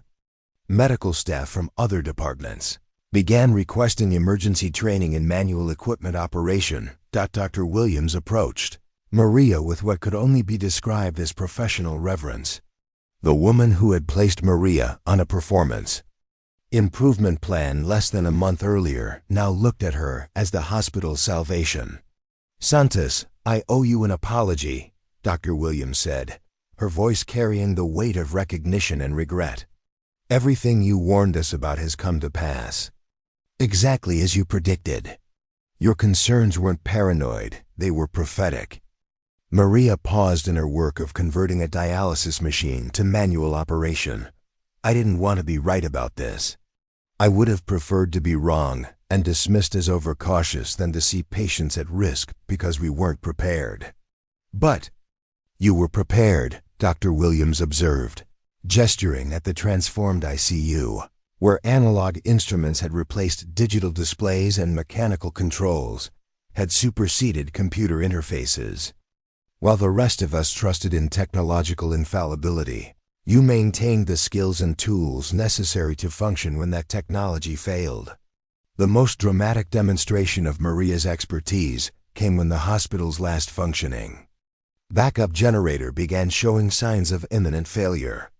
The computerized load management system had been trying to compensate for fluctuating power demands, but the constant adjustments were stressing the generator beyond its design limits. "We need to disconnect the automatic controls and run the generator manually," Maria announced, studying the mechanical gauges she had connected to monitor the system's actual performance, rather than its digital representations. "Is that even possible?" asked Marcus Rodriguez, who had been struggling with the generator's computerized interface for hours without success. "Generators ran manually for decades before computer controls existed," Maria replied, opening a section of her toolkit that contained tools specifically designed for electrical system maintenance. "The automated systems are causing the problems by making constant micro-adjustments that create instability." Working with Marcus and the facilities team, Maria systematically disconnected the generator's computer controls and converted it to manual operation. The process required precise timing and careful load balancing, skills that had been automated away but which Maria had learned during military deployments, where reliable power was a matter of survival. When the generator stabilized under manual control, providing steady power for the first time in hours. The watching staff broke into spontaneous applause. It was a moment of recognition that went beyond professional respect. It was acknowledgement that Maria's seemingly outdated approach represented not obsolescence, but wisdom. How many other hospitals are prepared for this kind of failure? Doctor, Rodriguez asked, clearly thinking about the broader implications of what they had experienced. Very few, Maria admitted. Most medical facilities have followed the same path we did, increasing automation and digital integration without maintaining manual backup capabilities. When their systems fail, they'll face the same crisis we're dealing with. Ashley Chen, who had become one of Maria's most dedicated students, looked up from the ventilator she was learning to operate manually. You could teach other hospitals how to prepare for this. Your experience could prevent this kind of crisis from happening elsewhere. Maria nodded thoughtfully. The idea of sharing her knowledge more broadly was appealing, but her immediate focus remained on ensuring that Riverside's patients received the care they needed, despite the technological catastrophe surrounding them. As the day progressed, Maria's improvised training program began showing remarkable results. Medical staff who had never imagined operating without computer assistance were successfully maintaining critical equipment using analog controls and manual procedures. The hospital that had prided itself on technological sophistication was discovering that its most valuable asset wasn't its advanced systems. It was the knowledge and skills of people who understood how those systems actually worked. The irony, observed Nurse Wong during a brief break between patient care responsibilities, is that we're providing better, more attentive care now than we were before the systems failed. Without computer interfaces to rely on, we're actually paying closer attention to our patients. Maria smiled at the observation, recognizing a truth that her military experience had taught her years earlier. Technology was a powerful tool, but it was no substitute for human expertise, careful attention, and the kind of hands-on skills that could only be developed through practice and experience. As evening approached, and the hospital continued operating under manual control, Maria Santos had achieved something remarkable. She had not only prevented a catastrophic failure of patient care, but had also demonstrated that the foundation of good medicine wasn't sophisticated technology, it was skilled, knowledgeable professionals who understood their tools well enough to use them effectively under any circumstances. The woman who had been mocked for her analog instruments and dismissed for her concerns about system vulnerabilities had become the hospital's most valuable asset. Her outdated approach had proven to be not obsolete, but essential. 18 hours after the crisis began, Riverside Medical Center had achieved something that would have been impossible to imagine the day before, a major hospital operating entirely on manual controls and analog systems, while maintaining full patient care capabilities. The transformation was so complete that visiting emergency responders from other hospitals stood in amazement at what Maria Santos and her impromptu team had accomplished. The recognition came in waves, starting with the medical staff who had witnessed Maria's expertise firsthand and spreading throughout the hospital as word of her achievements reached administrators, department heads, and eventually the media outlets that had begun covering the unprecedented technological failure. Dr. Patricia Williams stood before the assembled hospital leadership in the main conference room, which was lit by emergency lighting since the automated systems remained offline. Her tablet sat unused on the table, a symbolic reminder of how completely their technological assumptions had been overturned. I want to be absolutely clear about what happened here, Dr. Williams began, her voice carrying a gravity that reflected the magnitude of the crisis they had survived. When our digital infrastructure failed catastrophically, one person in this entire hospital possessed the knowledge and tools necessary to maintain critical patient care. That person was Maria Santos, the woman we had criticized for being too cautious and too reliant on outdated methods. Colonel Patricia Hayes, Maria's former commanding officer, had driven down from Walter Reed Medical Center as soon as she heard about the crisis. She sat in the back of the room, watching with obvious pride as her former medic received the recognition she had always deserved. Santos didn't just save equipment, Dr. Williams continued. She saved lives. 16 patients in the ICU remained stable throughout the crisis because she knew how to operate life support systems manually.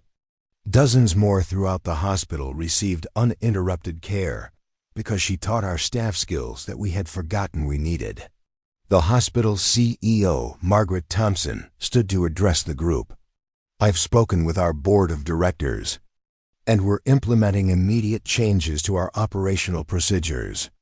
Effective today, Maria Santos is being promoted to Director of Critical Systems Resilience, a new position created specifically to ensure that this hospital never again finds itself vulnerable to systematic technological failure.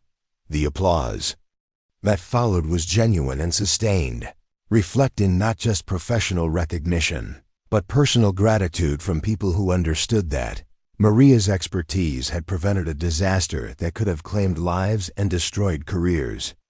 Jake Morrison was among the first to approach Maria after the meeting. The man who had led the museum maintenance group chat and dismissed her concerns as paranoid now looked at her with something approaching awe. "Maria, I owe you more than an apology," Jake said, his characteristic swagger replaced by humble recognition. "I was wrong about everything. Your methods, your concerns, your expertise, all of it. You were the only one who saw what was coming and prepared for it."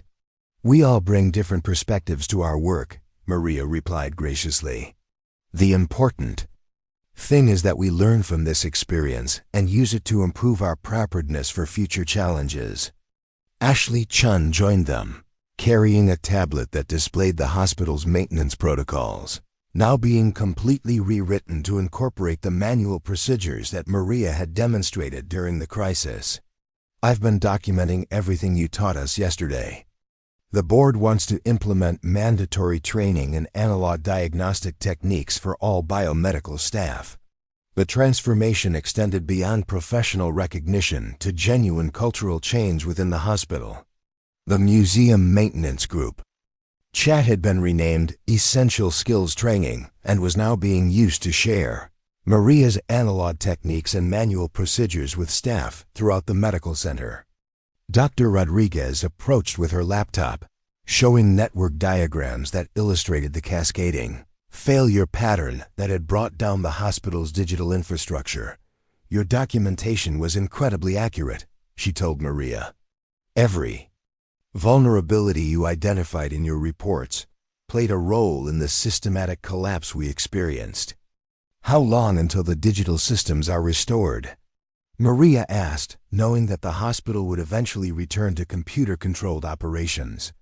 "The vendors estimate at least a week to rebuild the corrupted software and validate all the interconnected systems," Dr. Rodriguez replied. "But we're not going back to the same level of digital dependency. Your manual backup procedures are being integrated as permanent redundancy measures." The broader implications of Riverside's experience were becoming clear. As other hospitals reached out for guidance on preparing for similar failures, Maria found herself fielding calls from medical centers across the country, all seeking advice on how to maintain critical capabilities when sophisticated technology failed. "This is bigger than just our hospital," observed Nurse Wong, who had become one of Maria's most skilled students in manual equipment operation. "You've demonstrated something that the entire healthcare industry needs to understand about technology dependence and backup preparedness." The media attention was intense but respectful. News reports focused on the remarkable story of a veteran whose outdated skills had saved lives when modern technology failed catastrophically. Interview requests came from medical journals, emergency preparedness organizations, and technology companies seeking to understand how their sophisticated systems had failed so completely.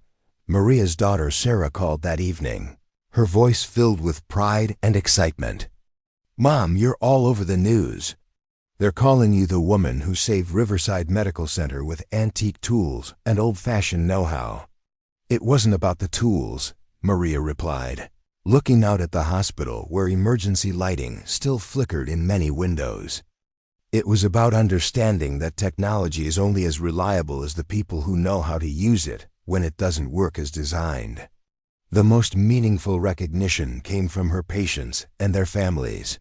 Throughout the day, Maria had received visits from people whose lives had been directly impacted by her expertise. Parents of children on life support, elderly patients dependent on dialysis, cardiac patients whose monitoring had never faltered, all expressing gratitude that went far beyond professional appreciation. "You saved my father's life," said one family member, shaking Maria's hand with tears in her eyes. "When all the fancy computers failed, you kept his heart monitor and ventilator working with your grandfather's tools." As Maria packed up her toolkit at the end of that extraordinary day, she reflected on the journey that had brought her to this moment.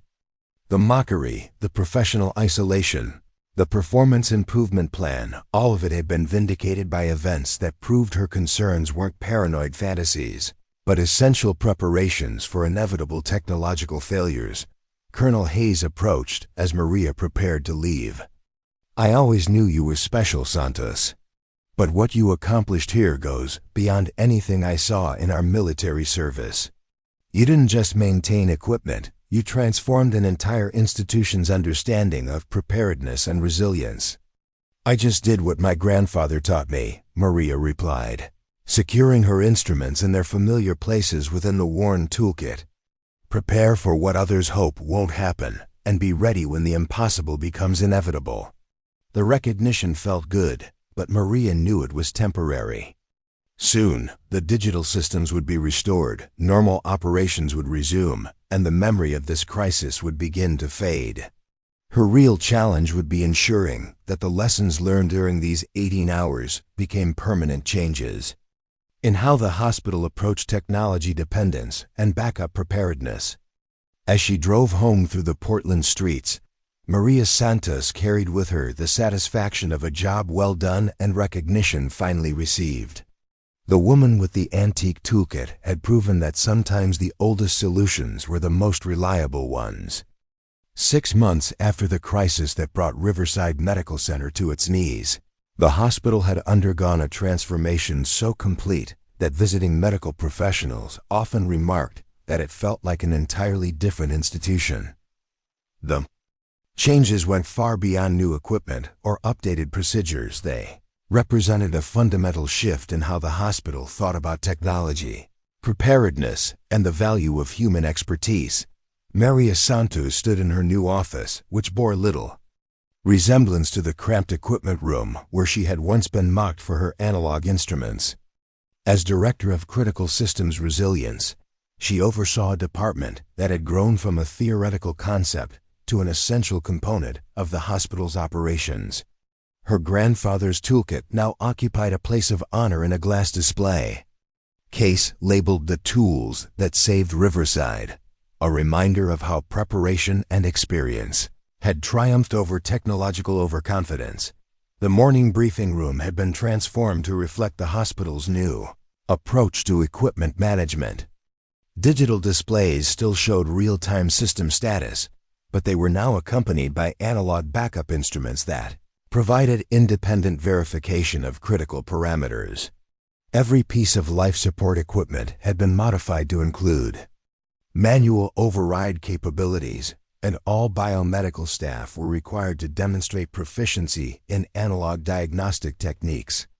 Today marks our 180th consecutive day of zero critical system failures, announced Dr. Williams during the weekly leadership meeting. Our equipment reliability has actually improved since implementing the hybrid digital-analog approach that Maria developed during the crisis.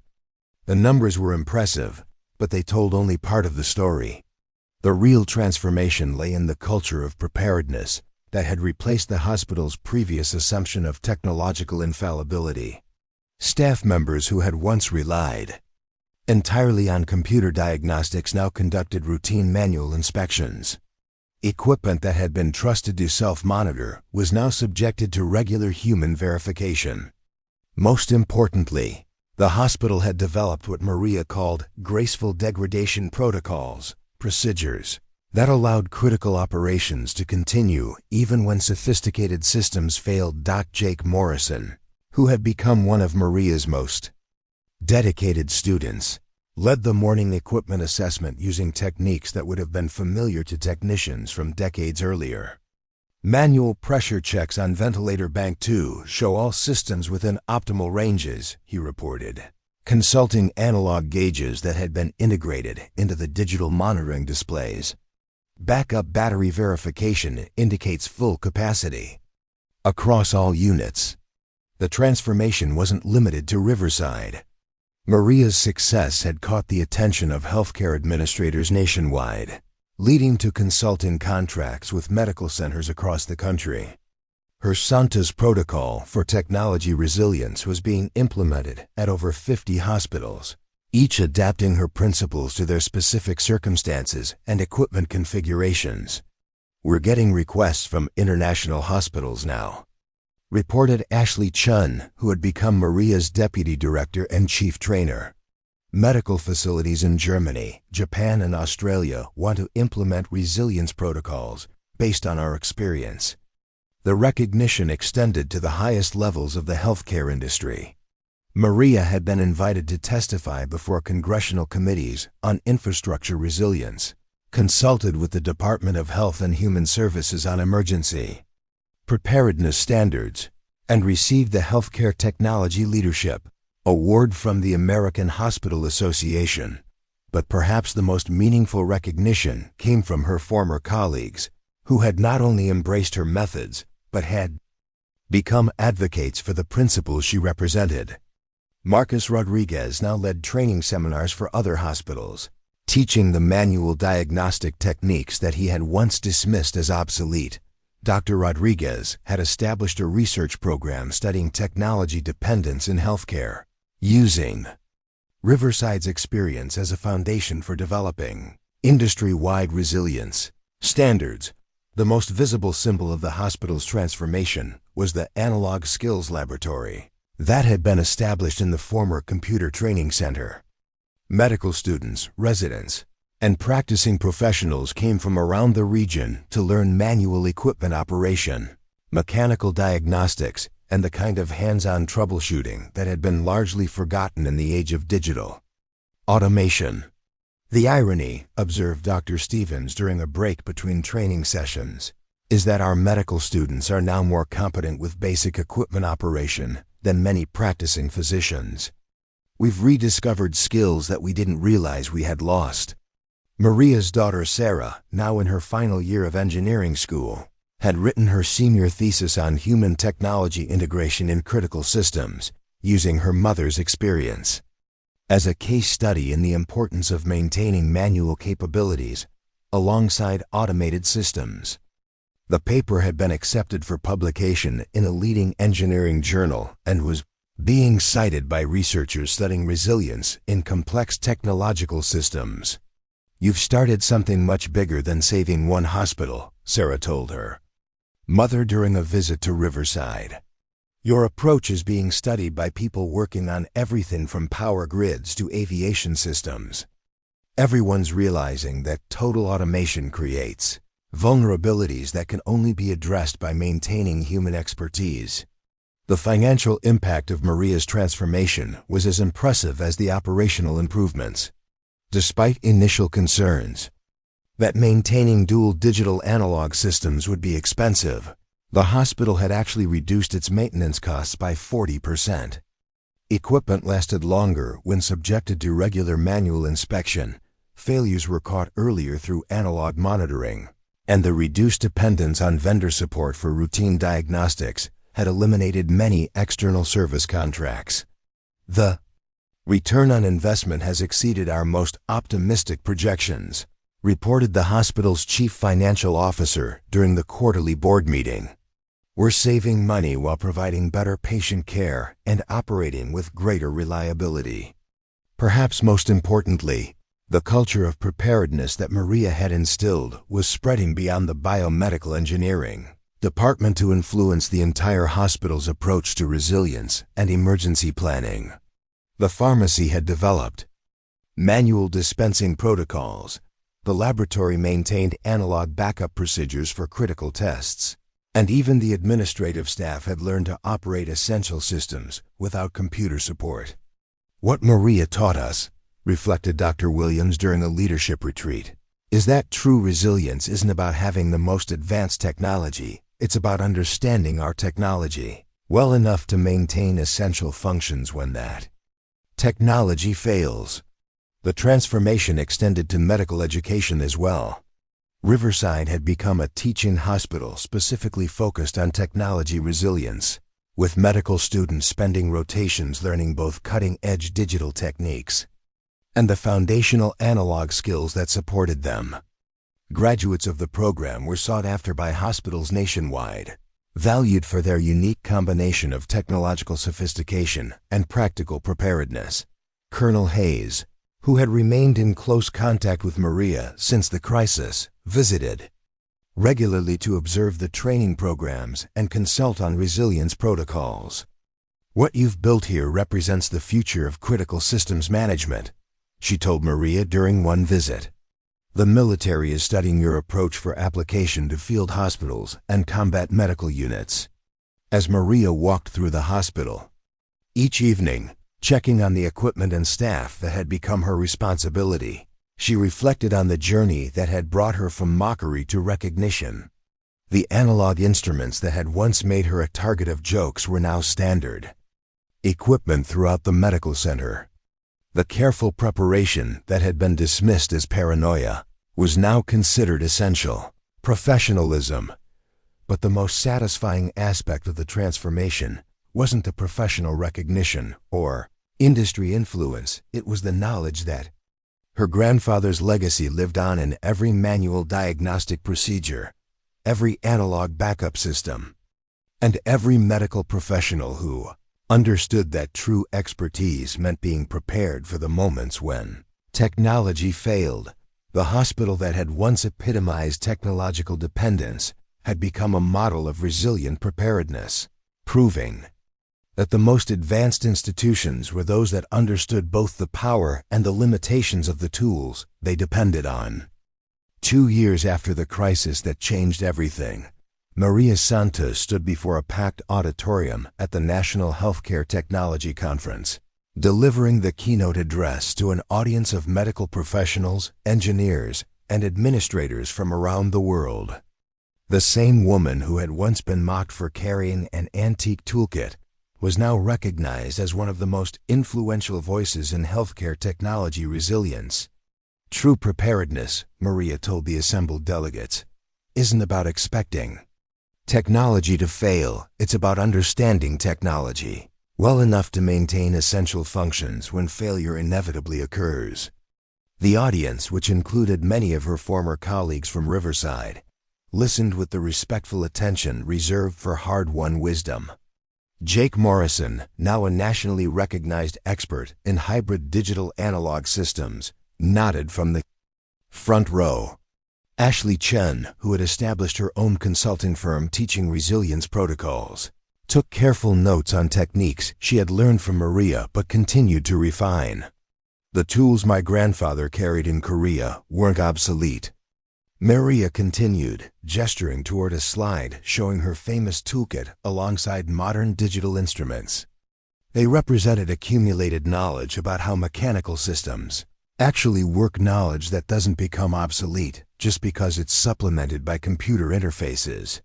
The transformation that had begun at Riverside Medical Center had rippled throughout the healthcare industry with remarkable speed and scope.